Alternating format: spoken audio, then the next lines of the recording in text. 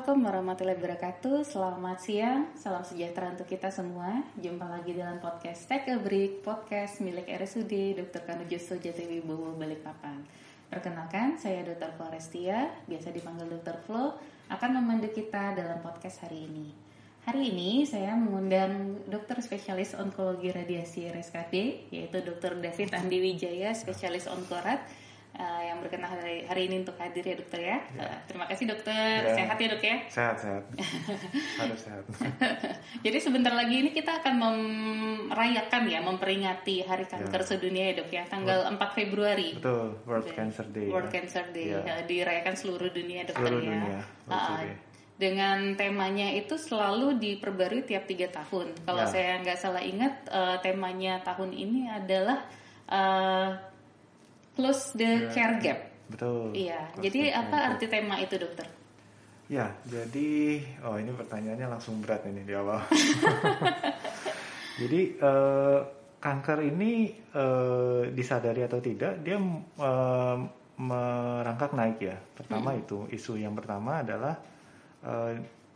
pengeluaran terbesar kedua setelah penyakit nomor 1 itu penyakit jantung kardiovaskuler. Yang kedua itu kanker. Peringkat 2. Jadi kanker ini mulai jadi penyakit yang insidennya makin sering, makin meningkat. Terus selain itu kanker ini juga pengobatannya membutuhkan pelayanan yang komprehensif dan biasanya berbiaya tinggi dan tidak mudah dan tidak murah. Ya. Kita bisa lihat ya di mana-mana, apalagi di Indonesia yang pembangunannya juga masih belum terlalu seimbang. Banyak sekali tempat-tempat yang masih membutuhkan sekali pelayanan kanker. Jadi belum merata gitu ya dokter ya. Betul. Jadi masih ada gap-gapnya di antara berbagai daerah gitu ya. Ya, nah gap itu yang ingin ditutup.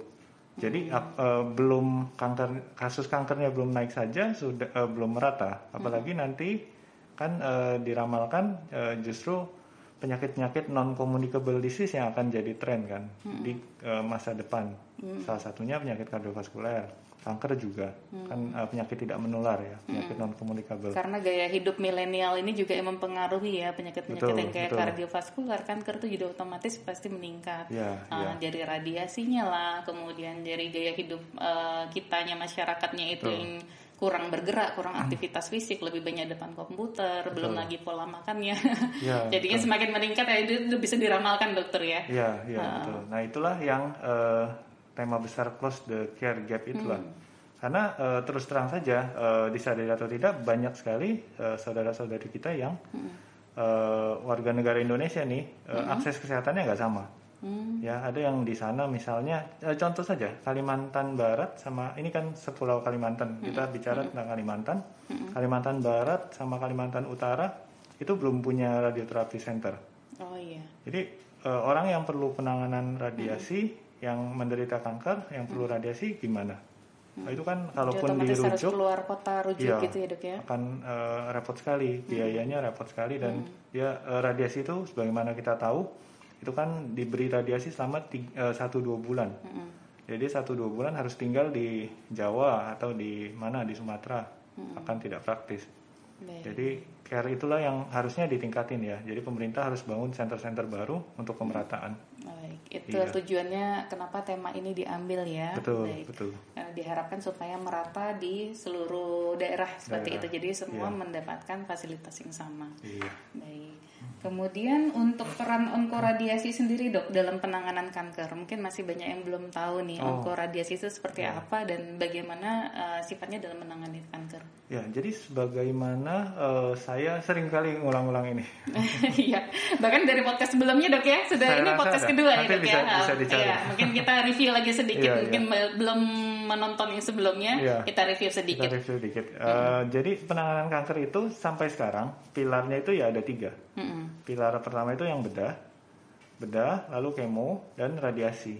Ya, 3-tiganya ini tidak saling menggantikan, juga tidak selalu mesti harus ada 3-tiganya, gitu ya. Nah, saya bahas yang bedah dulu. Bedah itu saking rumitnya, jadi dipegang oleh dokter yang beda-beda. Misalnya, kalau misalnya kankernya kanker kandungan, bedahnya ya dokter ginekologi onkologi. Tapi kalau misalnya payudara ke atas itu bedah onkologi. Misalnya kankernya kanker otak gimana? Itu bedah saraf. Baik bedah saraf umum maupun ada juga yang bedah saraf konsultan yang benar-benar onkologi. Kalau kanker muskuloskeletal, kanker tulang dan kanker soft tissue, kanker jaringan lunak. Nah, itu ortopedi ya. Jadi bedah ini saking beda-beda spesifiknya tiap anatomi yang di regio masing-masing itu dokternya juga masing-masing. Nah, lalu ada dokter pemberi kemo. Secara khusus bisa dokter bedah onko, bisa dokter home, ya, bisa dokter gineko onko juga. Yaitu tergantung masing-masing kewenangan klinis. Ya. Nah, satu lagi yang radiasi. Radiasi itu kita. Onko radiasi, sebagian besar tumor itu memerlukan radiasi ya. Bahkan ada salah satu teori yang bilang, saya lupa namanya, itu 50% pasien kanker itu akan membutuhkan radiasi. Dan lebih tinggi lagi pada kasus-kasus di negara berkembang. Mengapa? Karena kasus-kasus di negara berkembang ya agak menyedihkan memang sudah tidak bisa lagi dioperasi. Jadi akhirnya kita radiasi dan itu radiasinya pun tidak lagi menyembuhkan. Kita tidak sebut itu radiasi kuratif tapi radiasi paliatif. Karena datangnya terlambat gitu ya dok ya. Jadi sudah stage-nya paling lambat gitu ya. Makanya jadinya gitu. Betul. Kemudian kanker apa saja dok yang memerlukan onkoradiasi ini? Apakah semua kanker bisa dilakukan onkoradiasi atau hanya kanker-kanker tertentu saja? Secara general hampir semua, tapi ada juga kanker yang sama sekali tidak radiosensitif ya. Secara umum kita bisa bilang bahwa yang memerlukan radiasi itu misalnya karsinoma ya. Misalnya kanker kepala leher, terus kanker serviks, kanker endometrium, kanker rahim juga, kanker payudara juga memerlukan radiasi. Ya. Nah, masalah kanker ini banyak banget ya, ada ratusan, dan itu kita harus telah satu-satu. Ya, misalnya saya ambil contoh. Kalau kanker payudara, dia datang ukurannya masih kecil di bawah 5 cm, itu stage-nya kita berikan stage T2.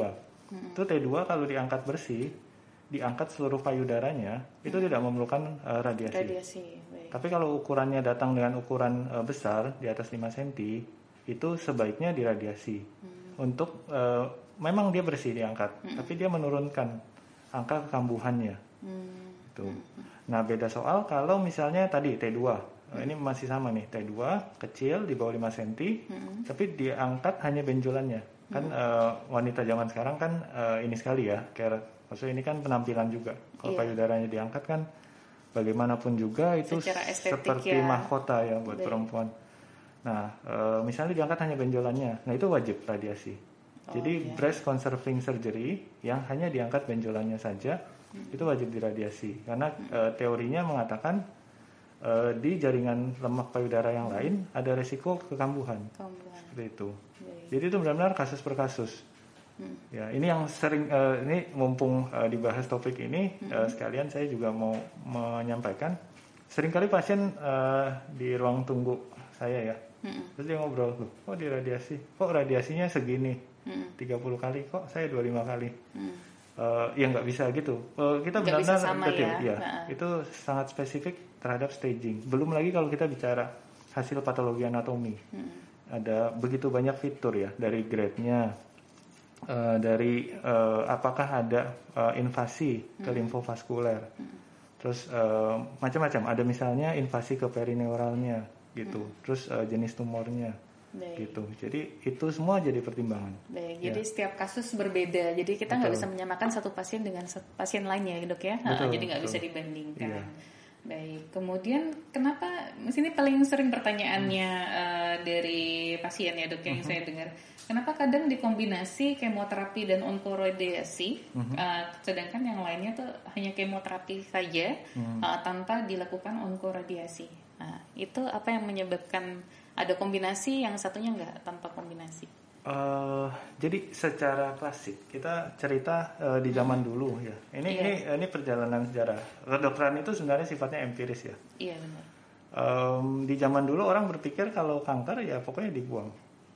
Ada kalau udah dibuang mana mungkin kambuh lagi, sehingga bedah itu selalu jadi pilar yang pertama dan utama. Walaupun untuk beberapa kanker seperti limfoma perannya hampir sama sekali nggak ada. Ya. Nah terus tapi orang pertama bedah itu saja ternyata tidak cukup adekuat, tidak cukup untuk mengatasi kanker, sehingga ditambahkanlah terapi kemoterapi. Ya. Saya rasa itu anggapan bahwa itu anggapan yang kurang tepat bahwa tidak ada kombinasi kemo dengan yang lain, tidak ada kombinasi bedah dengan yang lain. Karena dari awal sejak orang berusaha menangani kanker, orang sudah berusaha mengkombinasi. Jadi bedah dikombinasi dengan kemo. Nah cuma kemonya zaman dulu itu ditaruh setelah bedah. Jadi dilakukan bedah lalu di kemoterapi. Nah ternyata hasilnya sekarang lebih baik ditaruh di depan dulu. Jadi di kemo dulu sebagian sudah kecil, lalu diangkat. Kan kalau lebih kecil kemungkinan bisa lebih tidak memutilasi organ. Ya misalnya kanker payudara dikecilkan, diangkat. Ya jadi nggak perlu angkat payudaranya misalnya. Tadinya harusnya diangkat payudaranya, jadi nggak perlu gitu. Dan semakin kecil kan resiko operasi makin baik. Nah itu juga orang tidak hanya nyoba dengan kemoterapi, tapi dicoba juga dengan radiasi. Contoh kasus yang dikombinasi dengan radiasi adalah CA recti, kanker usus belakang ya kalau bahasa Indonesia ya. Kanker usus belakang itu orang cari-cari, jadi diangkat, dibedah, lalu di kemo, kok hasilnya nggak baik. Ternyata yang paling baik adalah di kemo radiasi dulu, baru dibedah. Jadi itu benar-benar memanfaatkan tiga-tiganya. Kenapa seperti itu? Ya sederhana karena literaturnya, clinical trialnya berkata seperti itu. Jadi sudah berdasarkan hasil penelitian, hasil percobaan dari pendahulu-pendahulu kita ya di kedokteran seperti itu ya. Jadi orang sebenarnya juga mengkombinasi bedah dengan kemo. Hanya bedanya dia kita katakan sekuensial. Jadi di kemo dulu baru dibedah. Ya itu kan sebenarnya kombinasi juga. Nah sekarang kemo dengan radiasi dikombinasikan tapi benar-benar concurrent kita bahasanya. Jadi benar-benar ditumpuk. Jadi di antara radiasi diselipin kemo, setiap minggunya diselipin kemo.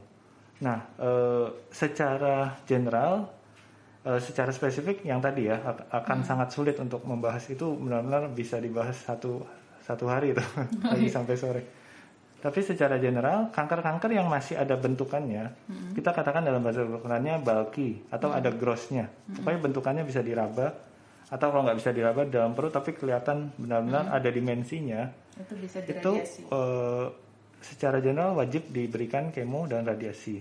Karena radiasi saja, radiasi yang konvensional sekarang ini itu tidak bisa cukup mampu untuk mengecilkan benjolan yang sebesar itu gitu loh. Mana dan lagi di Indonesia ini kadang datangnya kasusnya besar-besar. Ya. Tentu nanti akan beda lagi, mungkin kalau ada kesempatan lain nanti kita bicara tentang radiasi yang dosisnya sangat tinggi. Sangat tinggi itu namanya stereotaktik. Nah, itu kadang bisa juga tanpa kemo. Jadi dia berdiri sendiri. Tapi kalau yang radiasi konvensional itu wajib nanti kita lihat kondisinya juga ya. Kalau ginjalnya nggak baik ya akhirnya radiasi saja. Baik. Jadi pertanyaan berikutnya, bagaimana angka keberhasilan pasien diterapi dengan onkoradiasi? Mungkin berdasarkan pengalaman aja nih dok. Mungkin ini kan radio onkoradiasi sudah 1 tahun ya berjalan di RSPD. Ada 2 tahun? Belum ya. Oh iya, 1 tahun dok ya. Maret ya, bahkan 1 tahun belum ya. Sebenarnya hampir setahun ya. Iya. Baik. Kalau pertanyaan seperti ini jawabannya tergantung sebenarnya. Ya, kalau pasien-pasien yang datangnya dalam stadium dini, saya mau bilang hasilnya cukup baik. Ya, hasilnya sangat baik malah kalau boleh sombong. Ya, karena memang ya itu sesuai guidelines yang kita terapi. Dan kalau tumornya nggak terlalu besar, ya itu cukup mampu kita kecilkan dan bahkan hilang dengan radiasi dan dikombinasikan dengan kemoradiasi. Ya.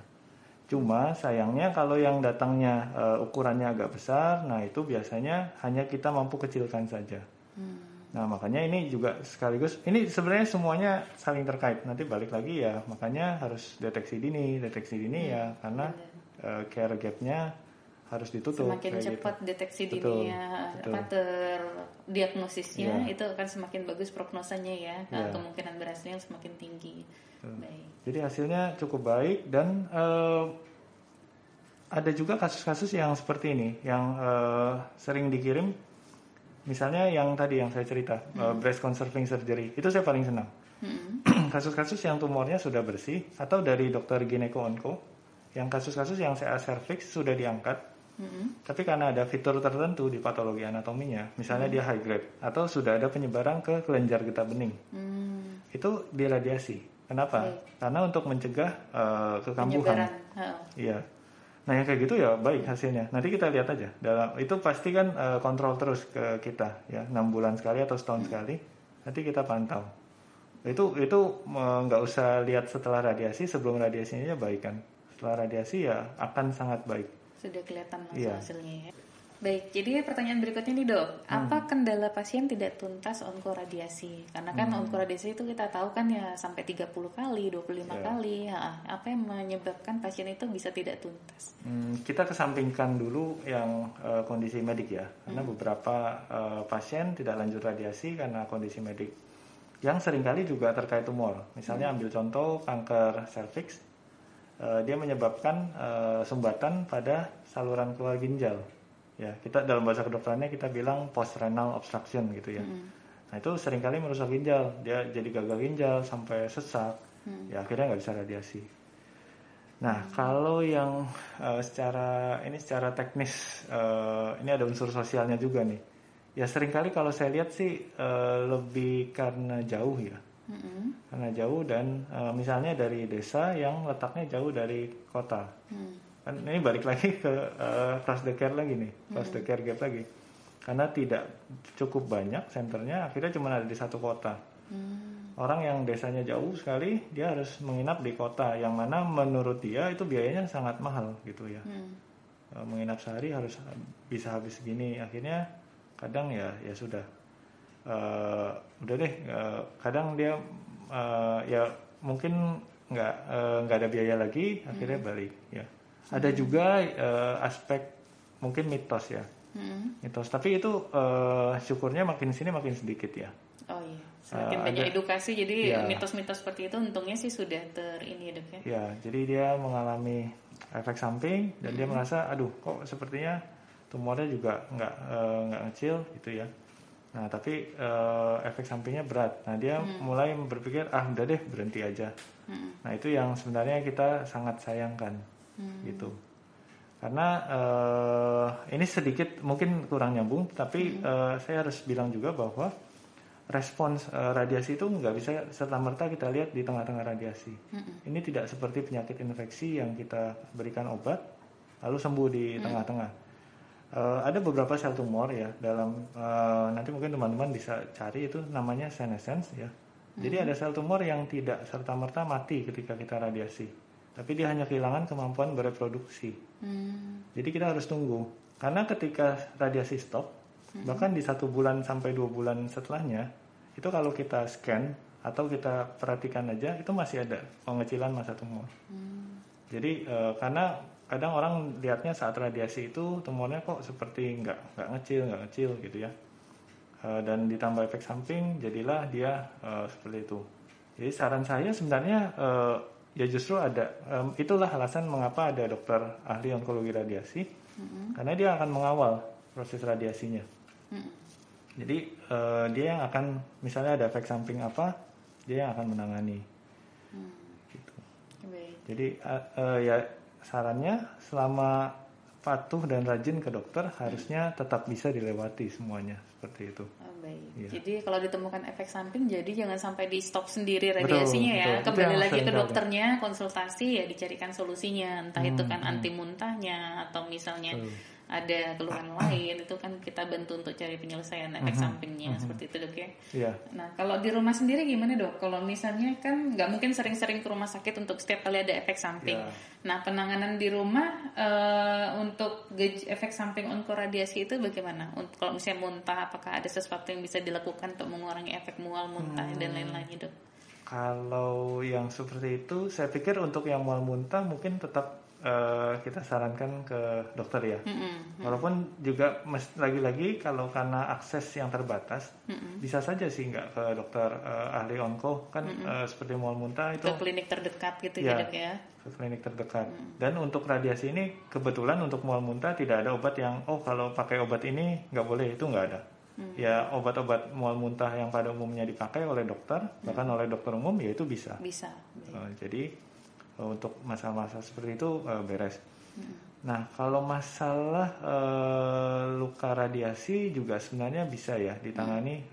Dirawat lukanya biasa dok, pakai kompres hangat atau gimana baiknya sebenarnya kalau di luka radiasi boleh kena air atau enggak? Itu saya sering dengar tuh luka dari radiasi itu nggak boleh kena air gitu katanya, itu benar nggak? Nah ini bagus banget nih pertanyaannya. Jadi ini sering banget memang terjadi kekeliruan karena masalah ini. Jadi luka radiasi ini, kulit kita ketika diradiasi itu sebenarnya dia berubah berubah sifat kedapnya. Kan kita tahu bahwa kulit kita ini pembatas dunia luar sama dalam, dia kan barrier ya. Kenapa jari kita ototnya tidak terinfeksi, pembuluh darahnya nggak ada bakteri? Ya karena kulit. Nah bayangkan kulit ini seperti tisu yang rapuh kena air. Nah itu ketika diradiasi seperti itu. Ya kita bahkan nggak kelihatan.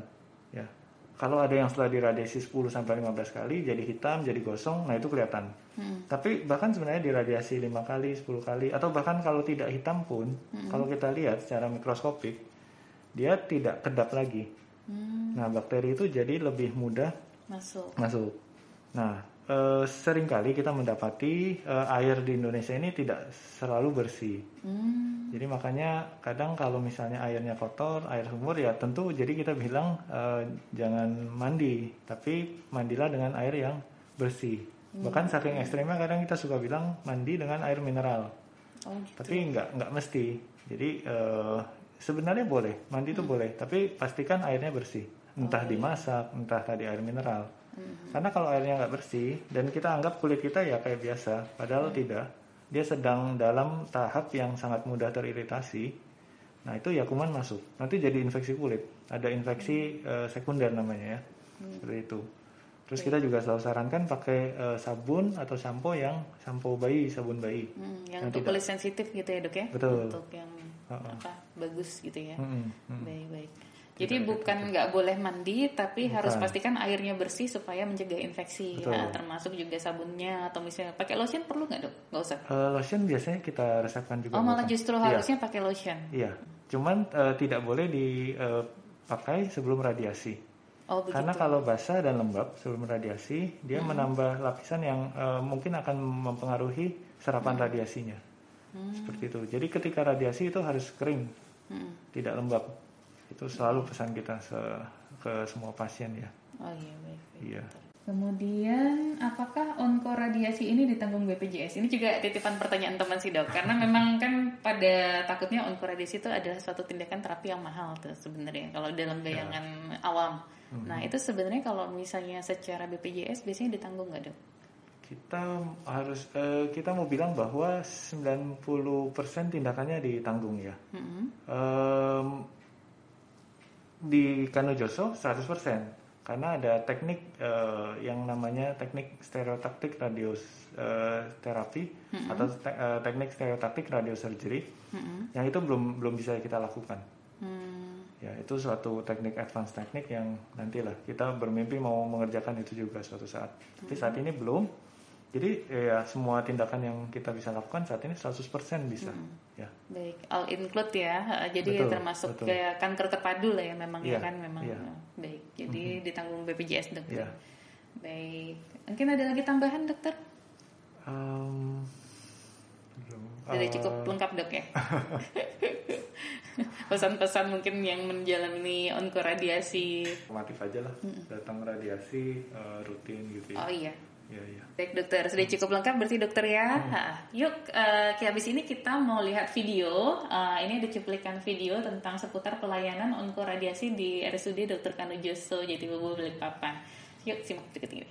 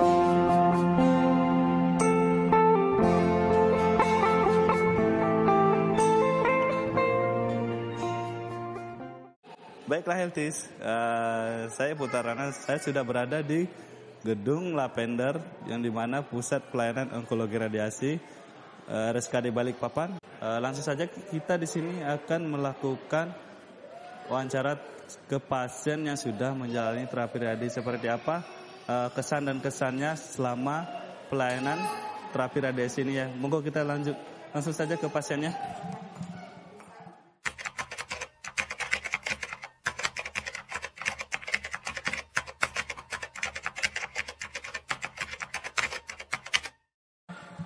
Selama saya menjalani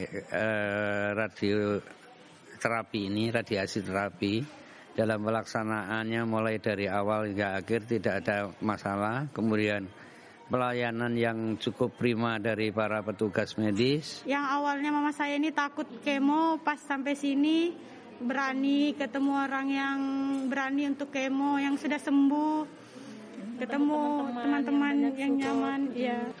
Mulai dari awal mengedukasi kita bagaimana langkah-langkah mendaftar, bagaimana langkah-langkah yang harus disampaikan kalau ada keluhan, sehingga informasi disampaikan di dalam grup, jadi tidak ada masalah. Jadi kalau ada keluhan, obat dan sebagainya tidak ada kendala bagi kami. Selama saya sebagai pasien di sini, pelayanannya cukup memuaskan, cukup baik, perawat-perawatnya ramah-ramah.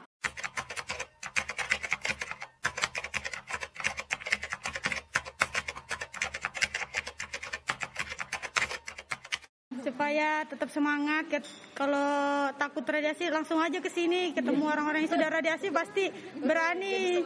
Iya, kalau cuma dengar dari luar pasti takut. Kalau dari luar itu memang kayaknya banyak yang jangan ini, nanti gini.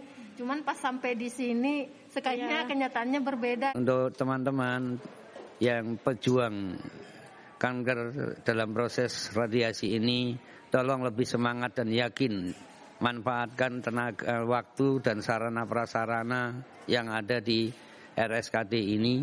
Kemudian kalau ada kendala tolong langsung disampaikan kepada petugas yang sangat merespon dengan keluhan-keluhan kita. Jadi mudah-mudahan teman-teman yang lain lebih bersemangat dan yakin bahwa apa yang dilakukan di sini sangat prima. Kemudian Pak Dokter selalu memantau petugas-petugasnya yang begitu ramah, santun dan banyak senyum, tidak ada yang jutek. Kemudian selalu kita dibimbing. Mungkin itu aja Mas Tata. Buat teman-teman semua yang sama-sama lagi berjuang nih, tetap semangat ya. Semoga kita bisa sehat kembali seperti dulu. Jangan menyerah. Hadapi dengan senyuman. Pokoknya semangat. Pokoknya semangat. Ya. Nah, demikian tuh video dari Onkoradiasi RSKD. Bagus ya. Bagus dokter ya, lengkap sekali. Sampai kita bisa lihat bagaimana pelayanan biar ada bayangan dari masyarakat dok ya seperti apa Onkoradiasi. Mungkin di akhir kata dokter ada pesan-pesan yang mau disampaikan mungkin bagi pejuang-pejuang kanker di luar sana dokter. Ya, ini pesannya mungkin buat teman-teman survivor yang sudah sering ketemu sama saya, mungkin sudah sering dengar ini ya. Ini pesan yang dibawa sama dari luar negeri. Jadi dulu itu kan kita menangani kanker itu seperti penyakit ya, jadi seperti penyakit infeksi. Jadi kalau sembuh kita seperti menang, menang nih dokternya. Tapi kalau pasiennya nggak sembuh, kankernya nggak sembuh, kita kalah. Tapi mindset yang mau diambil sekarang nggak seperti itu. Ya, kita berjuang bersama pasiennya. Jadi kita memperjuangkan pasiennya. Jadi kita nggak pernah kalah. Walaupun kankernya nggak sembuh, ya memang kita mau perjuangin pasien itu terus, ya, seterusnya gitu. Nah bahkan sekarang ada yang lebih hebat lagi, lebih tinggi lagi dari itu. Kita tidak hanya tangani pasiennya, tapi tangani komunitasnya. Dan itu benar-benar ada. Kalau dicari di internet ada. Jadi not treat the patient, but treat the community. Bisa di Google. Nah, itu yang menarik menurut saya. Dan itu jadi relevan ketika kita menangani pasien sehari-hari. Karena seringkali pasien yang tadi saya bilang, mungkin tadi saya lupa sebut, pasien yang kenapa sih nggak berobat lagi, bisa nggak berobat radiasi, tapi bisa juga nggak berobat operasi, bisa nggak kemo, jadi semuanya nih, ya karena mungkin bisa jadi dia takut, bisa jadi dia demotivasi, ya jadi itulah, dan ini benar-benar saya lakukan, kalau ada yang kayaknya takut radiasi atau berhenti itu, kayaknya saya nggak kuat, saya telepon. Komunitas. Iya, pasien yang sudah pernah menjalani radiasi, terus coba ditemenin ngobrol-ngobrol. Dan syukurnya ada 1-2 yang memang berhasil sih. Jadi kata-kata itu ternyata saya pikir, oh ya benar juga ya. Jadi jangan tangani hanya pasiennya, tapi tangani komunitasnya. Dan nanti lebih global lagi, kalau kita tangani komunitasnya, kita akan mampu mengedukasi mereka lebih baik dan menyaring sehingga kita dapat kankernya di stadium yang lebih dini, sehingga tingkat sembuhannya mudah-mudahan nanti seterusnya makin lama makin baik. Jadi begitu pentingnya ya support, terutama komunitas, jadi orang-orang di sekitarnya pejuang kanker ini untuk mensupport baik dari keluarganya sendiri maupun komunitas yang sudah sembuh dari kanker seperti itu ya, survivor itu. Baik, terima kasih Dr. David atas semua penjelasannya yang begitu lengkap. Semoga apa yang kita perbincangkan ini dokter, yang kita sampaikan ke masyarakat ini bisa membawa manfaat untuk kita semua. Amin. Baik. Terima kasih, sampai jumpa lagi di podcast berikutnya.